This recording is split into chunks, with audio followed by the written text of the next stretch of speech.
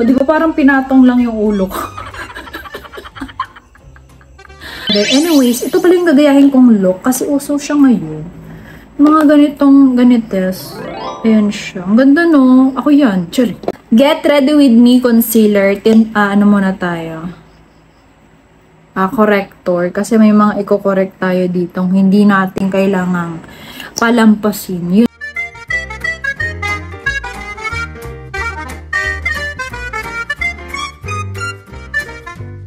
Anyways, I'm gonna use this CC. Basta nabili ko lang sa, ano to? Sa, yun, Thailand. Itong powder na ites. So, yan. Actually, ang dami ko natutunan sa ganitong lifestyle ko. Sa pagbabodybuilding ko. Tingnan nyo, natuto na akong mag-prep ng pagkain ko. Yung maghanda ng pagkain ko kasi kailangan talaga iwas sa mga mamantika, iwas sa mga matataba, maaalat, mga ganyan. Alam mo yun, yung natututo ka na maging independent, mga ganun. So, ang dami ko talaga natutunan dito sa ganitong klaseng journey ng buhay ko. So, sana kayo din na nanonood sa akin is ma-inspire sa mga pinaggagawa ko. Kahit ikan ko na ganites. At sana gusto kong pasikatin ng bodybuilding dito sa Pilipinas. Kasi unti pa lang hindi pa siya ganun kaboom So ako, bilang influencer na may mga nakakakilala, syempre gusto kong ma-influence kayo na hindi naman sa pagsali ng bodybuilding, pero alagaan natin yung ating health. Yun talaga ang main priority ko. Ma-influence ko kayo na i-prioritize natin yung ating kalusugan. Thank you so much. Anyways, ito na lang gamitin ko pang kilay from Perfect Diary. Itong pusa-pusa na ito. Na meow, meow, meow. Okay, isprayan ko lang siya nitong Squad Cosmetics. Tapos ganites ang mga problema na. Pero alam nyo guys, honestly speaking, magastos talaga ang ganitong klaseng lifestyle o yung mga nakikikompete. Ang gastos, promise. Pagkain mo pa lang. Kasi kailangan puro protein, mga ganyan. Bibili ka chicken breast, isda, itlog. Kailangan mo talagang i-maintain yan. And then yung mga, mas lalo sa aming mga babae kasi actually, yung bikini ko, nagkakahalaga ng 10,000 yun. Meron pa nga 20,000. Bikini lang yun. Tapos yung sandals mo pa, yung heels mo, nagkakahalaga ng mga 10,000 to 15,000. Ganun kamahal. Diba? Sinasabi ko sa inyo. Mahal talaga ang bodybuilding. Diba? Bakit ang mahal, Leticia? Ewan ko din, Diyos ko, kasi sa tingin ko, hindi pa siya ganun kakilala.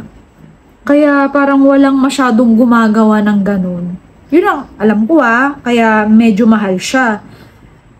Tapos sa ibang bansa pa, sa Pilipinas, unti lang yung mga naggaganon. So kung hindi mo pa ipapasadya, wala talaga. Wala kang mabibilhan ng mga bikini. Hindi naman pwede yung mga pang bikini na pang swimming. Hindi pwede yung ganun.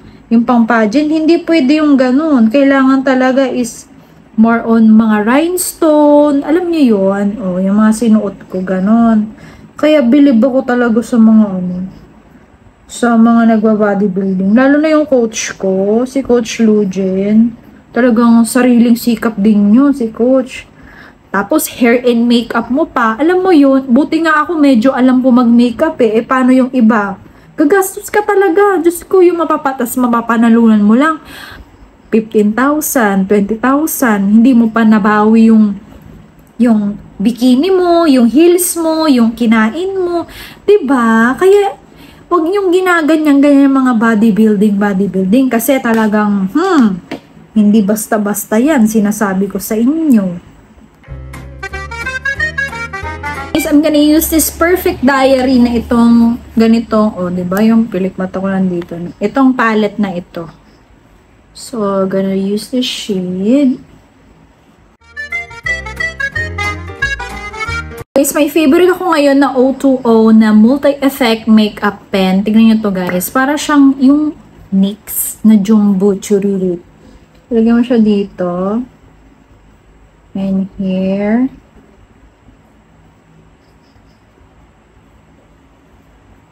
Ayan.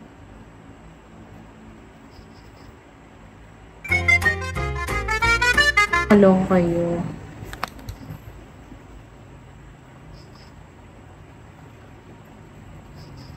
Diba? Lakas maka-soft girl, pero yung katawan mo, bakal-bakal. Yes, yun talaga goal natin ngayon. Soft girl lang yung face, pero yung mukha is bakal-bakal. Ay, soft girl yung mukha, pero yung katawan is bakal-bakal.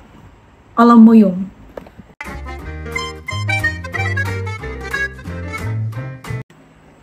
Powder din yung ginagamit ko. Yung pinangkilay ko, yun din yung eyeliner.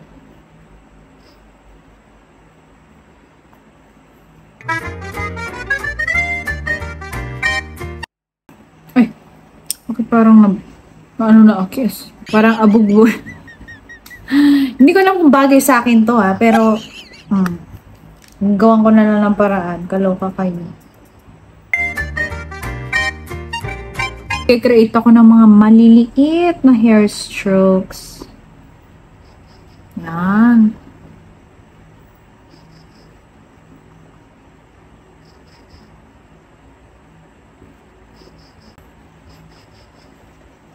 Parang if talaga may may kakaiba sa mata na to. Ay, naglalagay ako ng mga falsies. So, ginagamit ko pala is from ito Fabu FUBNCE. Ito siya. Ginupit-gupit ko lang ng maliliit. Ganyan siya. Okay, next, magbo-blush na ako. I'm gonna use Get Ready With Me, guys. Natatagal na ako mag-makeup ngayon. Lagay ko lang dito. Pinakamalapit sa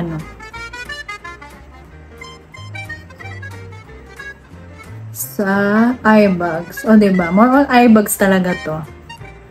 Alam mo yung binugbog ka na nga sa eye bags, tapos ilalapit pa yung pagka peachy, pink ng blush. Tapos dito rin sa ilong. Ginawa kang Rudolph the Red-Nosed Reindeer. Puro dark. Maganda kasi to from Focal Lure. Ito.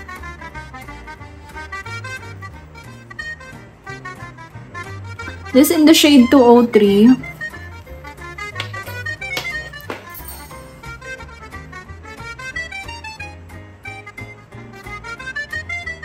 Silagyan ko ng onting concealer.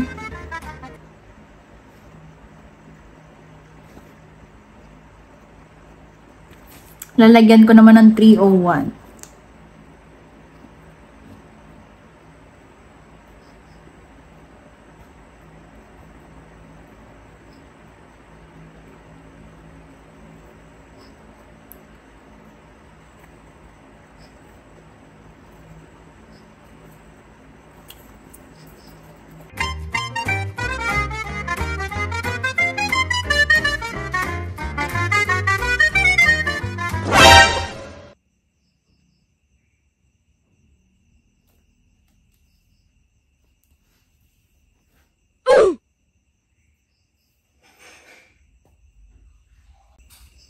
O, di ba parang pinatong lang yung ulo ko?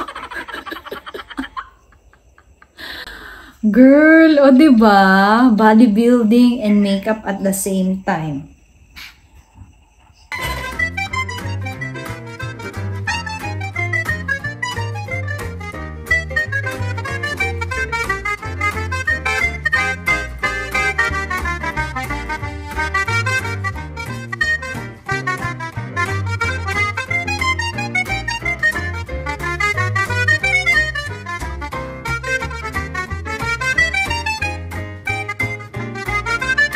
Anyways, guys, this is the finished look. Ayan. So, nag-electric fan na naman tayo dahil napakainit. Anyways, yung mga kasugutan nyo, yes po, babae pa rin ako. Pero, yun nga lang, syempre, bodybuilding is real talaga. Kaya, medyo nakakalimutan ko na ang first love ko, which is makeup. Pero, hindi ko naman makakalimutan. Malapit na. Sorry. Anyways, this is the finished look. Ayan, baby girl, pero may muscle. Charis. Soft girl, pero, may laman. Charis. Anyways, this is the finished look. Ang ganda, soft girl lang. Pero pagdating dito, diba? Pinatong lang ang ulo. Anyways, I super love my makeup. Super pang babae lang talaga. I love it. Hope you like this video. If you haven't subscribed yet, hindi na ako nakaka-subscribe yet. If you haven't subscribed, please subscribe, like, share this video, and please turn on the notification bell down below. Bye-bye!